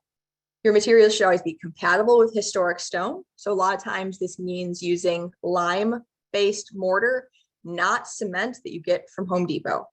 Your repairs need to be clean and crisp, and that all the surfaces should be aligned. So this picture on the left is from Oakland. So this is a really conventional repair. You use levels to make sure everything is lined up, mason's epoxy, and lime mortar. And you can see how I've stored the headstones that are about to be repaired behind it safely on wooden boards to keep them elevated off the ground and not getting stepped on. Okay, so what's the worst case scenario? You can't find all the pieces, the edges aren't clean, and the stone is very, very thin. So what do you do now? You can do a Dutchman repair, which means cutting a piece of replacement stone to match. This is actually really difficult, and we've done it before on some simple breaks, but it's probably the most difficult thing to do. You can also use a lime-based mortar to fill where things are missing, or you could do nothing and do some sort of external bracing. So external bracing would be what you see on the left-hand side. This is cast concrete using foam board to create the shape of the headstone, to create an inset into Portland cement concrete, and then setting the headstone inside of the cast concrete shell using lime mortar. So what this does is this headstone is located at Oakland underneath a really big tree in a heavily trafficked area, and we can't find all the pieces. So in order to really protect this stone, this cast concrete frame around it, if a limb falls, it doesn't affect the headstone whatsoever. If someone hits it with a lawnmower, doesn't bother the headstone whatsoever. But if we ever needed to get this headstone out for some reason to do another repair or what have you, the lime mortar that borders it is really easy to chisel out, and we can remove it without causing any damage to the historic stone. Okay, so everyone wants to jump into a cemetery and do headstone cleaning. And cleaning is, you know, a very good way to make an aesthetic difference in a cemetery. And it's a great use for volunteers. It's a pretty easy skill to teach. And if you have proper supervision, it can be very effective. But cleaning can cause damage, especially if you're trying to make the headstone look as good as it did when it was first put into the cemetery. Headstones over time, because stone is very porous, and depending on the stone, some stone is more porous than others, it's going to absorb atmospheric staining from soot, from major cities, from plant sap, from a ton of different sources. But staining isn't something that causes damage to the stone. So if you're scrubbing and scrubbing and scrubbing and trying to get your headstone to look perfectly white again, it's never going to happen, and you're going to abrade the top layer and do damage. So always using the gentlest means possible is your ethic here. You don't want to use household cleaners on historic headstones. I've seen people use bleach. I've seen people use Windex. I've seen people use Coca-Cola, but none of these are appropriate, and neither are wire brushes. My rule of thumb is don't ever clean a historic stone with anything that you wouldn't use on your own hair. So it sounds crazy, but you wouldn't use a wire brush to comb your hair, but you would use a soft bristle brush to do so. So, using the brushes that you see in this photo, which can easily be purchased from a place like Home Depot, but no wire brushes. Before you allow any volunteers to do cleaning, making sure the headstone is stable before attempting to clean it. So making sure it's not going to get knocked over when they start to apply pressure to it, and making sure that it's not actively starting to disintegrate. So a lot of older stone, especially marble, the grains in the mineral grains begin to lose the cement that holds them together because of acid rain. So these are probably not ones you want to let volunteers clean, especially if you can run your hand over it and the grains are actively falling off. So only have them clean things that are stable enough to safely be cleaned. The National Park Service and the Trust have resources of what the best cleaning products are, but when in doubt, just using plain water and a brush can do wonders. Okay, so now that we've talked about some of these preservation basics, how do we put all of this together into an action plan? And this is not nearly enough time to talk about how to make a preservation plan for a cemetery. So we're just going to talk about some really general overviews. So first, you need to know what your resources and capabilities are, right? Do you have 3 volunteers with no computer skills and barely know how to use their smartphone? That's one end. Do you have grad students from Georgia Tech who can do GIS? That's a whole nother end of the spectrum. But no matter what your resources are, you can achieve the same aim. One is just going to be much more high tech than the other. The 2 most important components of all preservation planning are going to be documentation and prioritizing. So documentation can be really high tech. You can use GIS equipment and upload everything into an ArcGIS database. We're in the process of doing that at Oakland. It's a very expensive, very arduous process, but everything will be mapped, down to the foot in the cemetery, every plant, every headstone, but that's really expensive and that takes a ton of manpower. Your survey can also be super low tech. You can use paper copy survey forms. You can use pictures from your cell phone and upload everything to a really well organized Google Drive. And there are a number of online survey forms that you can use as a starting point that can help guide you on how to record data on each headstone. So the most important information you need to capture on any survey of each grave marker is front and back photos, a copy of the inscription, and a brief description of its conditions, and also locating it either with GIS equipment or on a map like you see on the left. So this is a map that I used when I did a cemetery plan for the city of Covington, and this is one of Covington's city cemeteries. And I just worked off of a paper copy map. And then the second component of your preservation planning is going to be developing your priorities.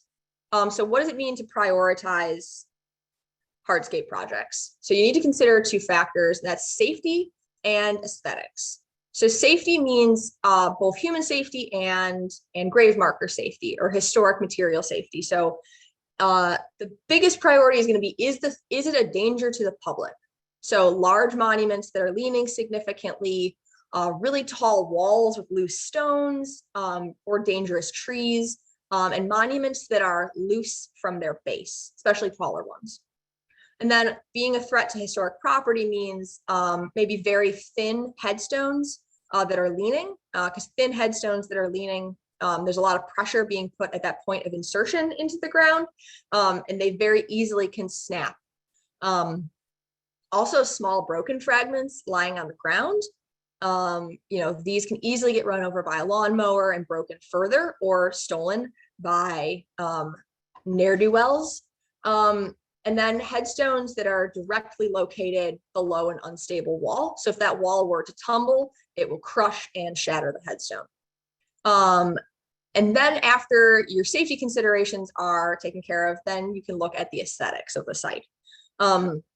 So really discolored headstones from pollution or natural causes, or monuments that are sinking or have already fallen over.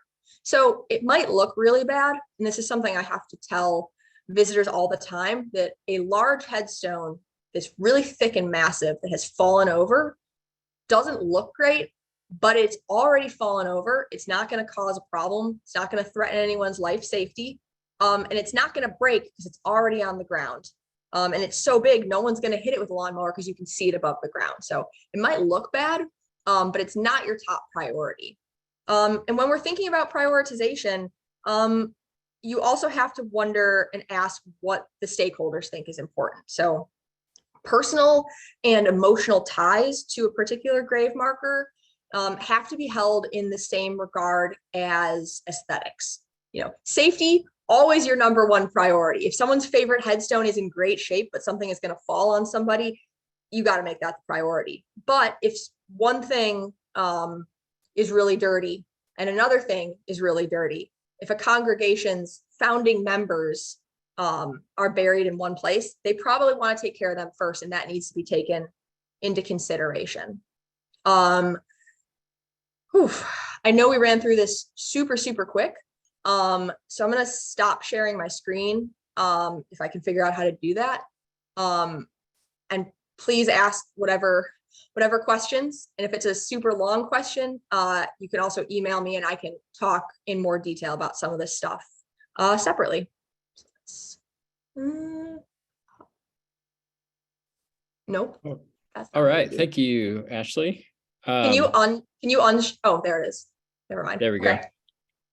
All right. So Abra actually has a question for you, Ashley. Her great-great-grandmother's headstone in rural Georgia is fading away. The handwritten words of her name were etched into the marker. Is it recommended that you do nothing, or is there some way to preserve the handwriting or the light etching on the headstone? Oh man, that's a really good question.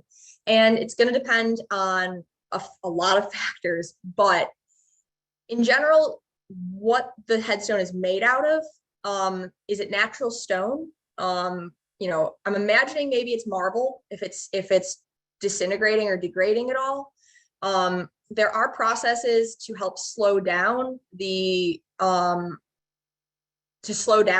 how marble degrades over time. It's called chemical consolidation. That can slow things down if it's a marble headstone or a natural stone. If it's made out of concrete, much more difficult to slow that down.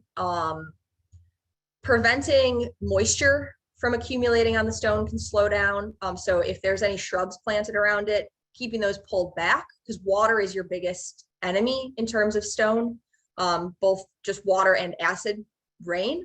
In terms of, re-engraving a headstone, that gets into the debate of, are you doing preservation or are you doing restoration? So if it's your family's headstone and you want to re-engrave it, that is 100% within your right to do. If it's not your family's headstone, the approach that we take at Oakland is that we do not re-engrave, because that is the artist's touch. The only people with the authority to re-engrave something is the family.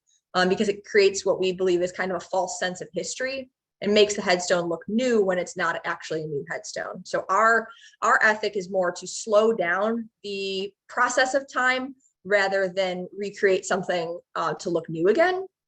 But if a family wants something re-engraved, perfectly within their right to do, if that answers your question.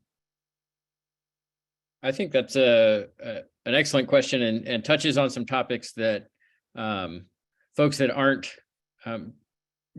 in the preservation field daily may not be thinking through, which is, you can have a heavy touch, right? And one of the standards that we try to abide by is to not create a false sense of history. Along those lines, Abra, not to put you on the spot, but I did want to just touch on some of the gardening at Historic Oakland and some of your thoughts around, well, first of all, sort of the delineation that you see between the African burial grounds and other portions of the cemetery. It's 40 acres, and I know there are different areas reflecting different cultures and populations of the city. So I would love for you to just sort of reference some of the difference in plantings that you see there, or that somebody walking through Oakland might find. And before my second question, I'll let you answer that one.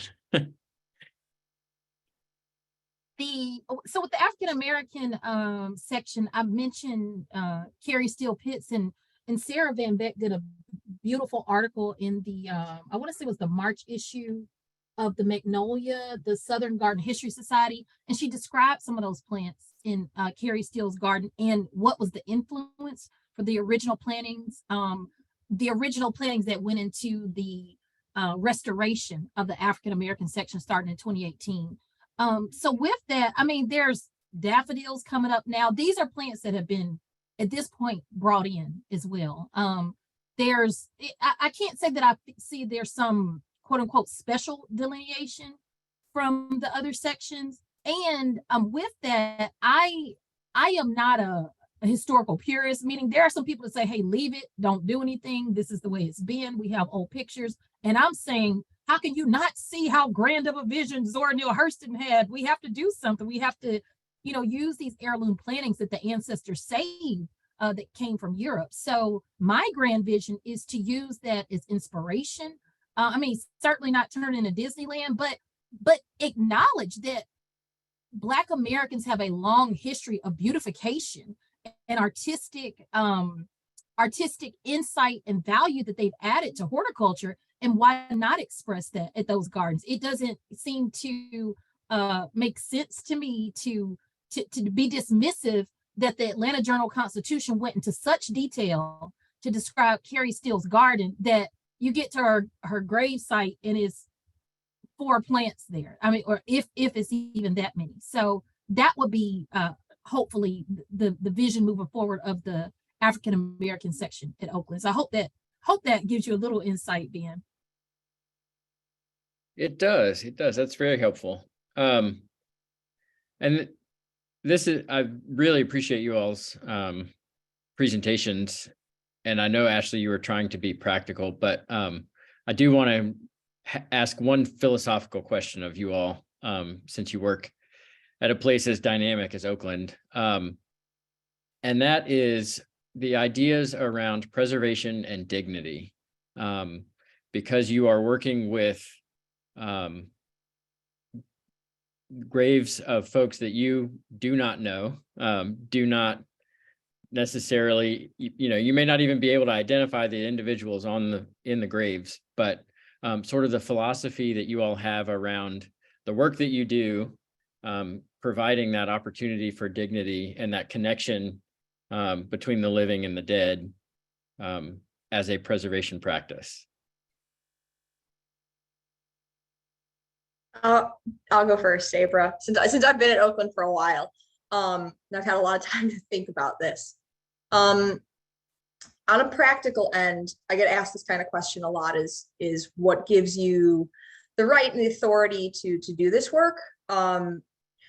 before we do work in any specific section, so any of our large scale projects, we do a due diligence period where we comb through our burial records and try to find the last known contact for every family lot. Usually we can't find anybody, but we also put out an article near the obituaries in the AJC to let people know we're going to be doing work. So that if anyone has input or has a problem with us doing work on their family lot, they have the opportunity to say so. In all my years of working, I've only had one family member ever in any cemetery tell me they didn't want me to work on their headstone. And I've worked on thousands of headstones, but that's all to be said, you have to try to get permission. Now, in terms of the more theoretical idea of that, I've been working in cemeteries for a big part of my life, and I believe that death is the one thing that every single human being, regardless of your race, background, anything, has in common. And I am a firm believer that we are all equal in death. So my work, I don't pick favorites. I don't decide on my work based on who a person was during their life, good or bad. I try to see the stones as just stones that honor a person. Because this is a site that people come to visit either their family or come to contemplate life in general. And I think that taking care of a cemetery is the thing that kind of separates us from being animals. We honor our dead. And to me, that's a pretty important thing to be doing. So I feel a lot of honor and dignity in doing that kind of work. So I guess that's what gives me the right, is I'm doing it with the right purpose. And people also ask, you're walking all over people's graves all day. I'm like, couldn't fix their headstone if I didn't walk all over their grave, and they're not haunting me yet. So I think that I'm good. So I hope that answers that question. Yeah, that's a really thoughtful response, and I appreciate that. I think that's it's something I think about in preservation in general, is how preserving something sort of inherently venerates it, right? And that in understanding the complexity of our history, that can present its own challenges. So I really appreciate your thoughtfulness in the work that you do. All right, so to keep us on schedule, I'm going to introduce our next speaker.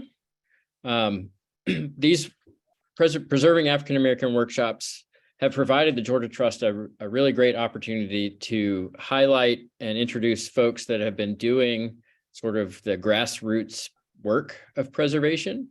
And I'm excited to be joined today by Miss Elon Osby, who is a member of the board member of the Buckhead Heritage Society, and has been a leading advocate in the long-term preservation of the Mount Olive Cemetery in the Buckhead neighborhood of Atlanta.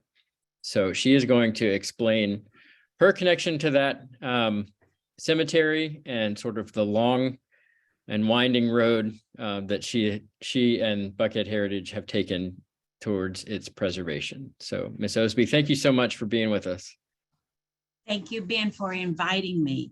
I am a native Atlantan, and let me apologize. I may not be at my best today. I was in ER all yesterday afternoon and most of the evening. And so I hope that I can deliver this best I can. I'm a native Atlantan, and my grandparents are buried in Mount Olive Cemetery, which is located in Frankie Allen Park on Far Road. And I think some of this may duplicate some information that I'm going to give you, but Ashley Shares, she did a piece on Mount Olive Cemetery in February of 2021. And it is just a beautiful piece. And I think that it will cover most of the information that you'd like to hear, and most of the things that I'm going to say. And as I indicated, there may be some duplications, but I'll read it to you. In the heart of Buckhead lies a piece of history that most residents of this affluent community know nothing about. Mount Olive Cemetery, located off Far Road, is a tiny cemetery on a shrubby hill adjacent to Frankie Allen Park. Few people who visit the park recognize the history of the landscape they are enjoying, and even fewer know there's a cemetery here. Buckhead Heritage, a local nonprofit with a history of cemetery advocacy, in conjunction with Elon Osby, a descendant, wants to change that. They plan to make Mount Olive Cemetery a site that everyone knows and cares about, and more importantly, a site that helps tell the story of a community that was erased by the thinly veiled racism of mid-century Atlanta. Mount Olive Methodist Episcopal Church, which once stood beside the cemetery, was founded in 1870 by former enslaved persons who became tenant farmers and domestic servants to white families in what would come to be known as Buckhead. In 1921, a developer built the Macedonia Park subdivision, which quickly became a thriving, self-contained Black community. By the 1940s, however, white neighborhoods like Garden Hills had surrounded Macedonia Park.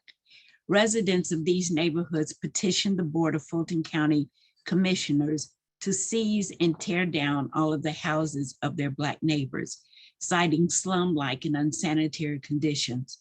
This aligned perfectly with the county's initiative to create more parkland in the Atlanta area. Over the next decade, families were forced out of Macedonia Park through eminent domain. Their homes were demolished and a park was built. Adding insult to injury, the park was named Bagley Park after one of the neighborhood's affluent Black residents, William Bagley. The Mount Olive Methodist Episcopal Church was bought for use as a community center. Today, the only remnant of the Macedonia Park community is the cemetery, and even that was almost lost. After Macedonia Park residents were displaced, the cemetery was largely ignored by the residents of Buckhead, but it fell into a state of disrepair. No one is certain of the exact number of burials since most graves are unmarked. A survey in 2005 identified 45 graves, but the actual number is probably much higher. In 2009, Brandon Marshall, a real estate developer, bought the land containing the cemetery sight unseen. Fulton County had mistakenly categorized the land as vacant, and when no taxes were paid on it, they were sold at public auction. When he learned that he had just bought a cemetery, Marshall planned to remove and relocate all of the bodies, claiming that the current location was overgrown and they would be better off elsewhere. He wanted to build condos there. Fortunately, his plans were halted by a lawsuit filed by Elon Osby, Bagley's granddaughter, and Buckhead Heritage. Osby was represented pro bono by Wright Mitchell, an attorney and founder of Buckhead Heritage. The relationship between Osby and Buckhead Heritage has brought significant attention to Mount Olive Cemetery over the past decade. A number of entities have now stepped up to the plate to help, including local arborists, architectural historians, and conservators. Some small-scale preservation work has happened over the years, and regular cleanup days hosted by Buckhead Heritage, along with Atlanta International School, help keep the site from becoming overgrown again. But what Mount Olive really needs is a long-term maintenance plan that targets tree care and erosion control, as well as interpretive signage to help educate visitors to Frankie Allen Park.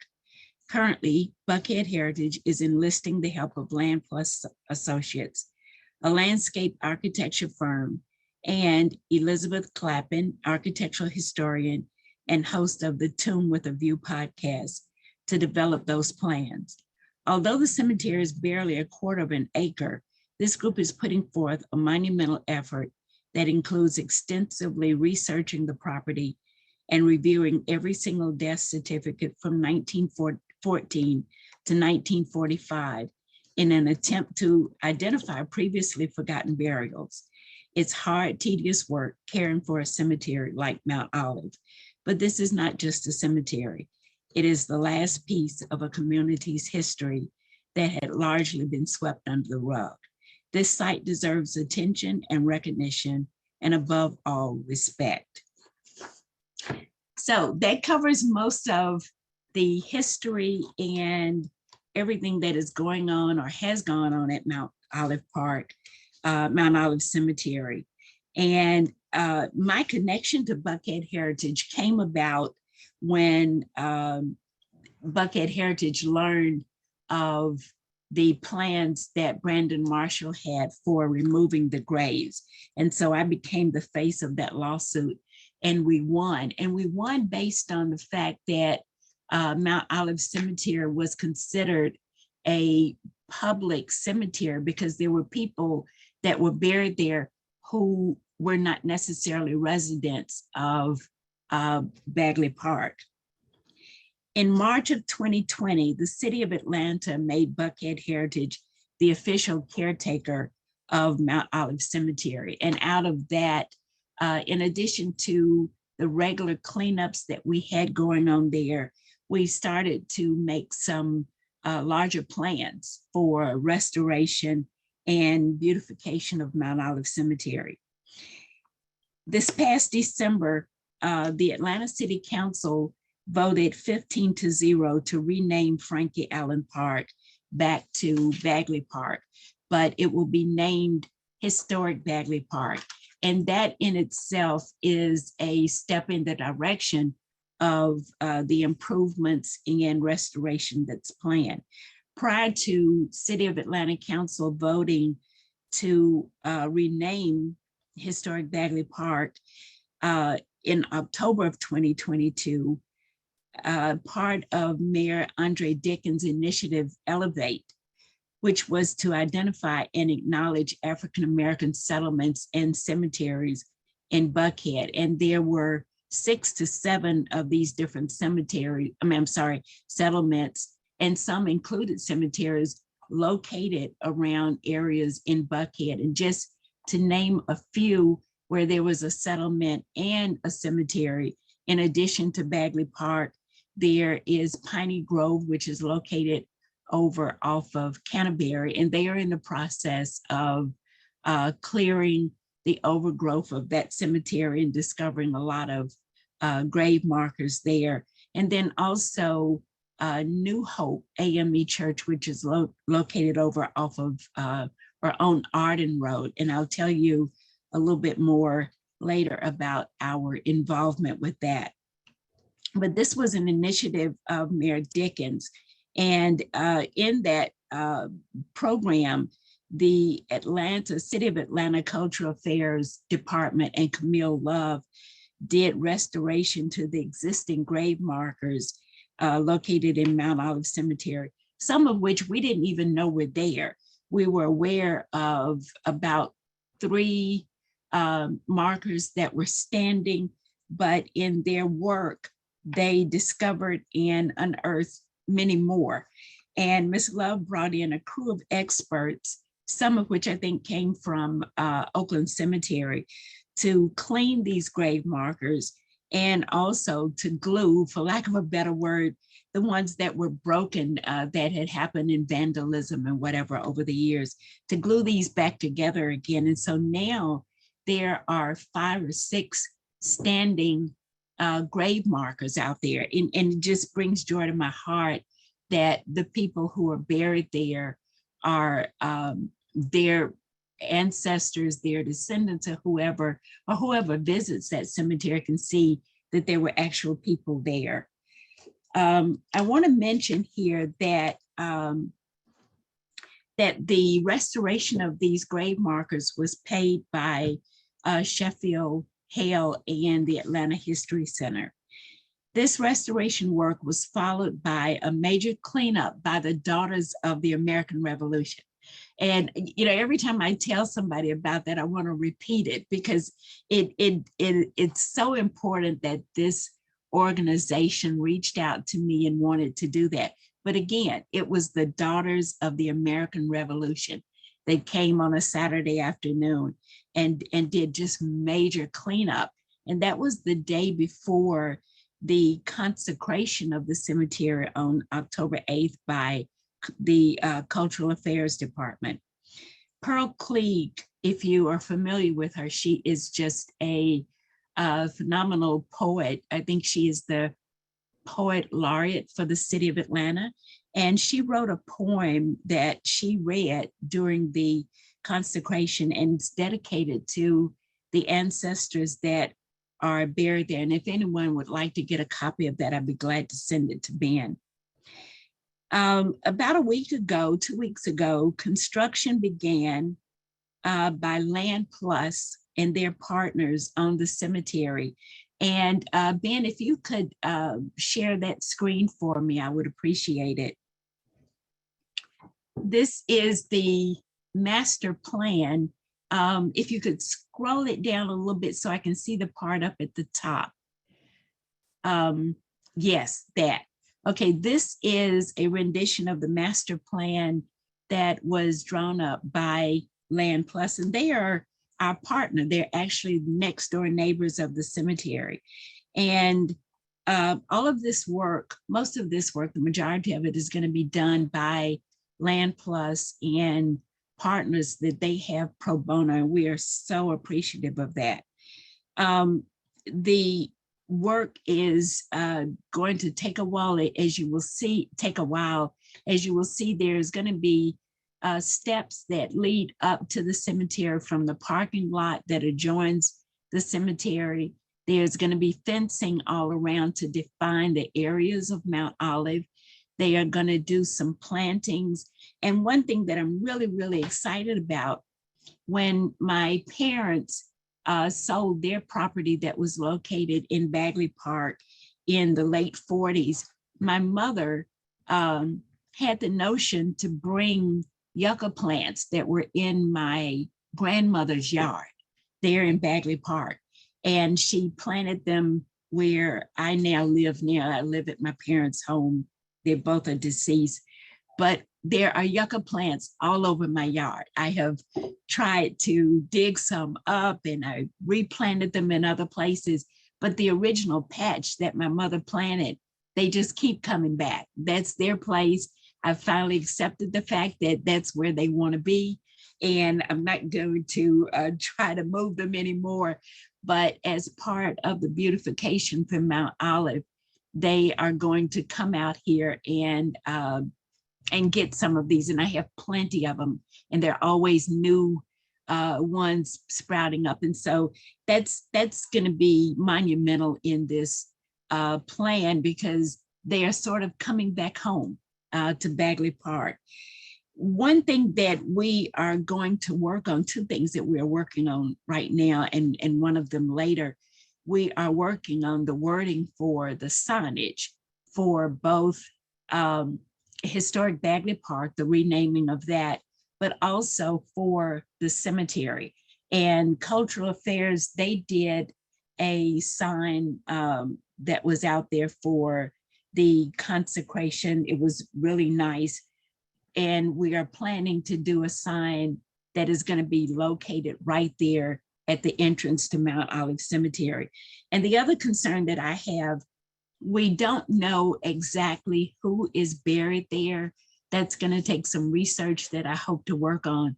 But we hope to do a, and I don't know the right word for it. I think I've heard ultrasound, whatever, but it's where you identify where there is possibly a grave. And so even though we don't know the person that is buried there, we do want to do a marker to acknowledge the fact that here lies a soul. And that is something that I am very concerned about, and I want to happen there. Another thing that I want to mention to you all is we have Buckhead Heritage has also done restoration work at the New Hope AME Cemetery on Arden Road. And that restoration work was led by Ivan Allen the fourth, I believe it is. He is a board member of Buckhead Heritage, and he is also on our cemetery committee, which is led by Tamara Basil.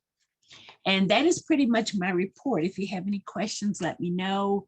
If you, I think one thing I may have left out is that City Council back in March of 2020, and maybe I did tell you that they made us the official caretakers of that cemetery. And although Buckhead Heritage does not own it, it's our cemetery. That's the attitude that we have about it. And so if you have any questions, or if you would like for me to share any of these documents that I have, again, I think that the piece that Ashley Shares wrote is just a beautiful capsule of Mount Olive Cemetery and its position in Bagley Park. And then also, as I said, the poem that Pearl Cleek wrote. It's a beautiful piece. And if anyone is interested in getting it, I will send it to Ben. Thank Please you so do. much for having me. Well, thank you for joining us. Please do send that poem, and I will include it with the email that I'm sending out to all of the participants. Okay, I will. I think that would be fascinating to see. I have I will. a question for you, and if others have questions, feel free to put them in the chat. Did you find, I mean, I know there was an effort early on with Buckhead Heritage to fight the redevelopment of the site, but I imagine those early steps in the process might have felt kind of lonely.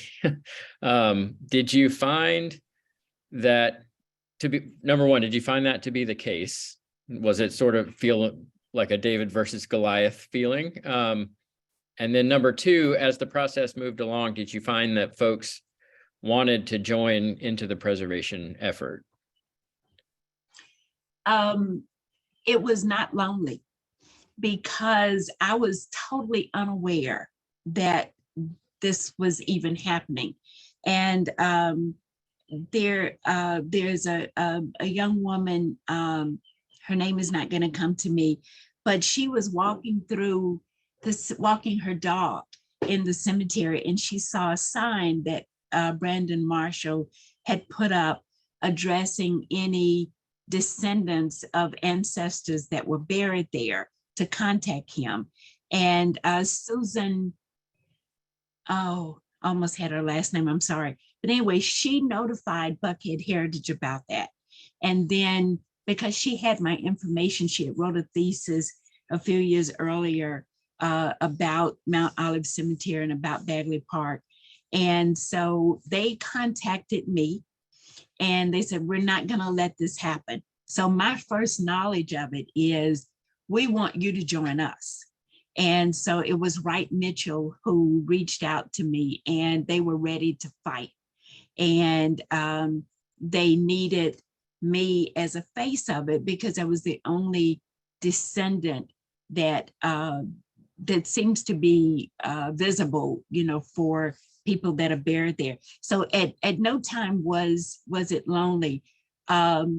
This young man who had purchased this piece of property, he was a very special person to deal with. I have to admit, there were moments when I had a little bit of fear, but at the same time, it made me want to fight this even more. And I'll tell you why. My grandparents were forced out of Forsyth County during the 1912 racial cleansing of that area. And then in the late 40s, when they were all, my grandparents were deceased at that time, but my family was forced out of Bagley Park. And so I kind of took on the attitude, not on my watch. It's just not going to happen this time. And so it made me want to fight him more. And Buckhead Heritage, as much as myself, you know, was not going to allow this to happen. And Wright Mitchell is just an excellent attorney. He knew what he was dealing with. He knew his history of this. And was ready to go. So he was the Goliath. And Brandon Marshall, no, he was David. He was David. Brandon Marshall may have thought that he came on as Goliath, but he was reduced to nothing by Wright Mitchell. And so it was never a lonely feeling, although there were moments when I was, we're going to be able to pull this off, but we did. We won. And there was a question about the ownership now. Does the city own the property? No, it is actually still owned, although there has been some reimbursement of money, and he paid somewhere in the neighborhood of $58,000 for this.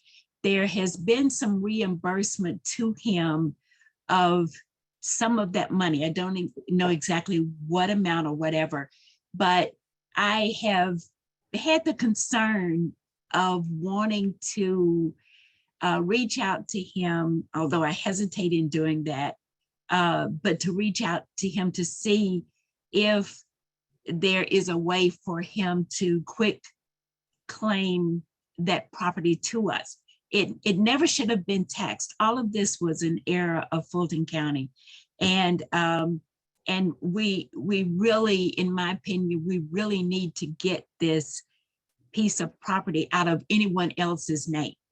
I don't know that Buckhead Heritage wants to be the owners of it, but we just need to get it completely out of his name. And I don't know what that process may look like, or even if it's doable. It gets complicated quickly, that's for sure. Yes, especially if you're dealing with Fulton County. but generally speaking, cemeteries and churches are rarely clear in terms of their long-term ownership. Yes, and it gets true. very complicated. So let's see. So we've got someone who has is doing work on a family plot in Buckhead, and she's going to reach out to you directly. I'll make sure you all are connected. But I'm sure that's interesting. Thank you. And our first presenters were before you were able to join our call, but they covered some of the laws and regulations around cemeteries. So I imagine your reference to the sign that was posted at Mount Olive, I think was probably almost certainly a requirement of those laws that are on the books. So it was an interesting callback to what we had covered some earlier in the workshop. Because without that sign, who knows what would have, well, we do know what would have happened. The cemetery almost certainly would have been relocated. So yeah, and even if not for Susan walking through there, I don't know what kind of time limit is there in place once somebody, places a sign at the property. But if she had not seen that sign, you just wonder what else, how far things would have gone.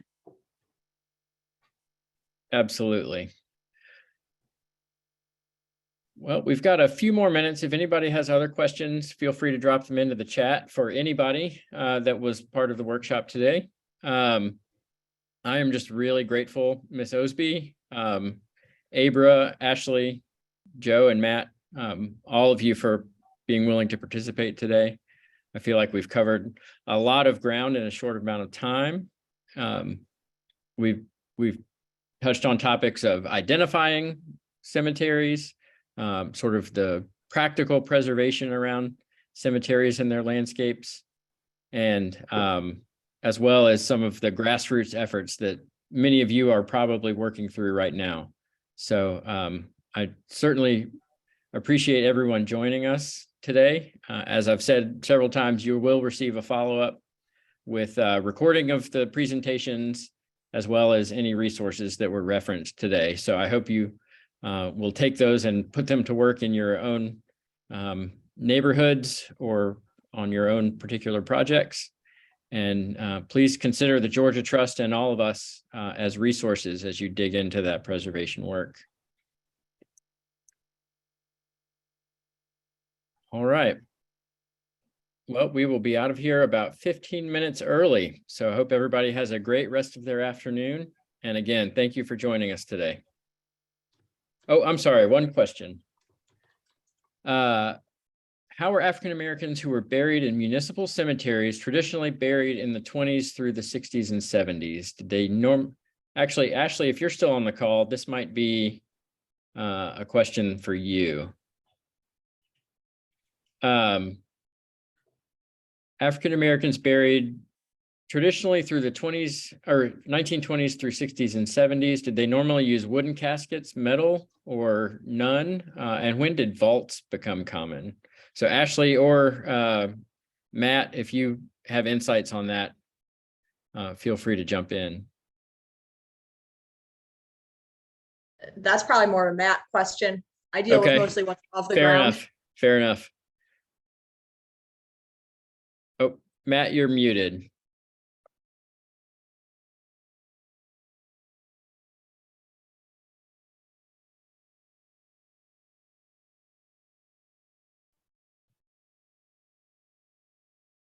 Can you hear me now? Yes. Okay. Vaults in this area typically do not appear until the late 19th century.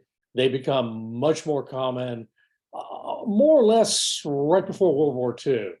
From that time period on, they become the standard that we find in most cemeteries that are out there. Prior to this time, there's an old pattern which is referred to as vaulting, where a standard rectangular grave shaft is dug, the floor is leveled, and then a chamber is dug into the bottom of that to form fit where the coffin or the casket is placed into that. And then it's covered up with wood, and the grave is sealed at that point. And that's really common for us to see when looking at these, doing our recoveries. Caskets, the transition from coffins to caskets takes place usually right after the Civil War. About the 1870s is when we see this becoming more prevalent. However, in African American communities, the tradition of using a wooden coffin extends all the way up to at least the 1920s. And sometimes you can find catalogs that still carry these into a little bit later than that.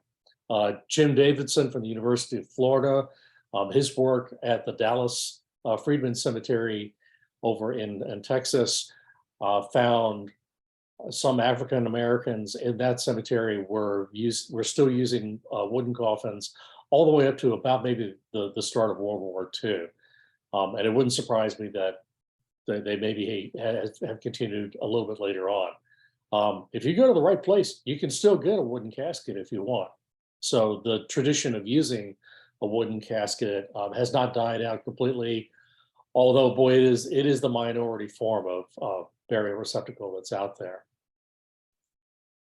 I would also like to note that if you're in a potter's field or pauper burial ground, you are oftentimes still buried in a wooden casket or wooden coffin. So that continues up through present time as well.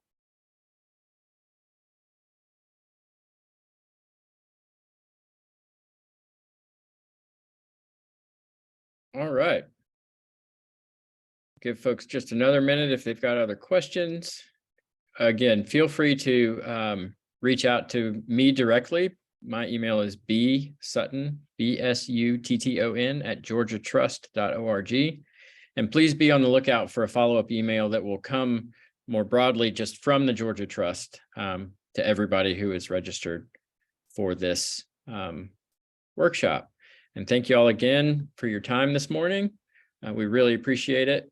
And we look forward to seeing you again soon. Have a great Thursday.